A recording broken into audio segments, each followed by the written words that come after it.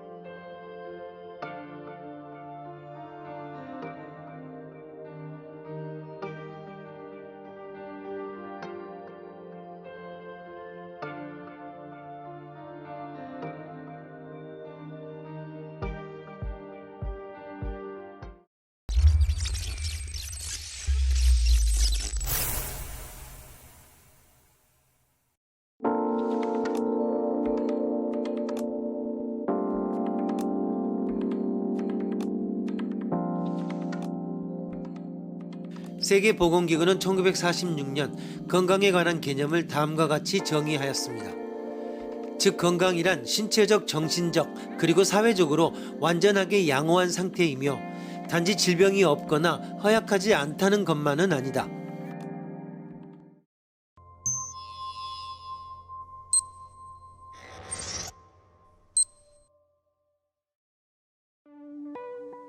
모기의 발생원을 억제, 말라리아의 전염을 멈추게 한다. 물을 정화하여 이질, 콜레라 등의 전염을 단절시킨다. 진단을 의무화하여 결핵의蔓延을 막는다. 인플루엔자 환자에게 기침을 멈추게 하는 약을 먹이거나 혹은 회사나 학교를 쉬게 해 다른 사람에게 전염시키지 못하도록 한다. 콘돔을 보급하여 에이즈 등의 성감염증을 막는다. 이러한 공중위생을 추진하는 것으로 전염병 환자가 줄어드는 것은 틀림없다. 그런데 아무리 위생적인 사회라도 어느 정도 전염병 환자는 계속해서 발생한다. 병 발생의 수가 아니라 질에 대한 공중위생의 효과에 주목해보자. 공중위생에 신경을 쓰는 사회는 그렇지 않은 사회에 비해 전염병 환자 한 사람 당해 병이 중한 정도, 치사율이 높을까 낮을까?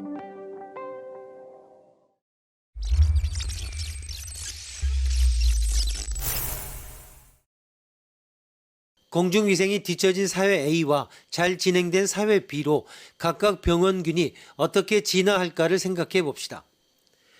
A에서 병원체는 숙주의 몸을 가혹하게 착취해도 상관없습니다. 사람에서 사람으로 곧바로 퍼져갈 수 있으므로 숙주를 곧 죽여버려도 병원체는 자기의 유전자를 남길 수 있기 때문입니다. 그러나 B에서는 숙주를 가혹하게 착취하는 병원체는 덜 착취하는 병원체보다 번식상 불리합니다. 왜냐하면 가혹하게 착취하는 병원체는 그만큼 빨리 숙주를 죽여버려 다른 숙주로 갈아탈 틈이 없기 때문입니다. 다른 숙주로 옮기기 전에 지금의 숙주를 죽이면 그 병원체는 함께 망하게 되어 자기 유전자가 없어집니다. 그에 비해 덜 착취하는 병원체는 숙주를 오래 살려두므로 B에서조차 다른 숙주로 옮길 수 있을 기회가 큽니다. 따라서 그 유전자는 살아남기 쉽습니다. 이렇게 해서 공중위생이 앞선 사회 B에서는 사회 A에 있어서보다 같은 병이라도 증상이 가벼운 경우가 많은 것입니다. B는 치료 기술이 진행되고 있기 때문만이 아니라 병원체 유전자 그 자체가 온화하지 않으면 살아남기 어려운 환경을 B가 만들고 있기 때문입니다.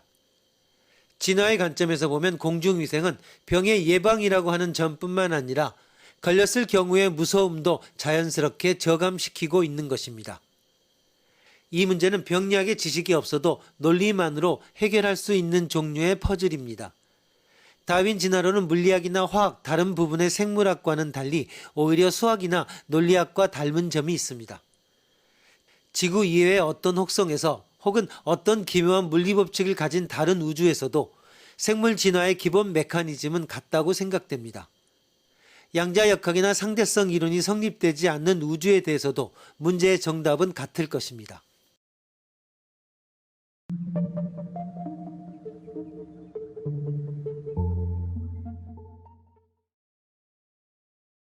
질병 전염병은 기본적으로 미생물로부터 옵니다.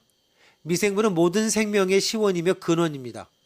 지구의 모든 생명체는 미생물로부터 진화해 왔습니다. 지금도 지구는 미생물들로 꽉 차 있고 지구는 미생물들로 뒤덮인 미생물들의 세상입니다. 지구에는 바이러스와 박테리아와 곰팡이와 같은 미생물이 존재하지 않는 공간은 한 군데도 없습니다. 그래서 인류는 미생물과 단 한순간도 떨어져 본 적이 없고 서로 간의 상호작용이 끊어져 본 적 또한 한순간도 없습니다.